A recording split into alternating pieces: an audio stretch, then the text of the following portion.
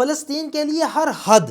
ہم قائد اعظم محمد علی جناح کو ایک قانون دان کے طور پر جانتے ہیں، ایک ایسے لیڈر کے طور پر جو آئین، دلیل اور پارلیمنٹ کی طاقت پر یقین رکھتا تھا، جس نے برصغیر کی آزادی کا مقدمہ عدالتوں اور سیاسی میدان میں لڑا، لیکن تاریخ کے ایک لمحے پر انہوں نے قانون کی کتاب بند کر دی تھی۔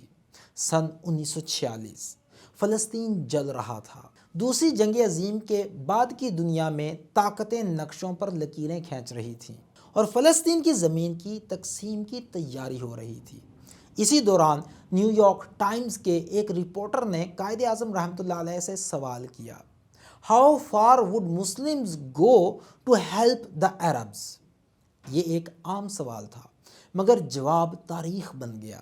قائد اعظم نے فرمایا، whatever we can do, violence if necessary, یعنی جو کچھ بھی ہم کر سکے اور اگر ضرورت پڑی تو تشدد بھی۔ غور کیجئے، یہ کسی جذباتی ہجوم کا نعرہ نہیں تھا، یہ ایک ایسے لیڈر کا اعلان تھا جو ساری زندگی آئین پسندی کا داعی رہا، مگر ظلم کے سامنے خاموشی کو جرم سمجھتا تھا۔ اسی انٹرویو میں انہوں نے مزید کہا، we shall go to any length, ہم ہر حد تک جائیں گے۔ آج دہائیاں گزرنے کے بعد فلسطین پھر لہولہان ہے اور ہم اس مقام پر ہیں کہ اب کھلے الفاظ میں حق بولنے سے بھی ڈرتے ہیں۔ مگر قائد کا معیار یہ نہیں تھا۔ انہوں نے اسرائیل کو اخلاقی اور قانونی طور پر غلط کہا اور واضح کر دیا کہ فلسطین پر کوئی سمجھوتا نہیں ہوگا۔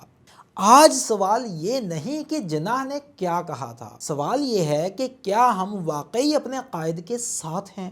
کیا ہم حق کے لیے، اپنے مظلوم فلسطینی بھائیوں کے لیے ہر حد تک جانے کا حوصلہ رکھتے ہیں؟ فلسطین، قائد کی امانت، قم فانذر۔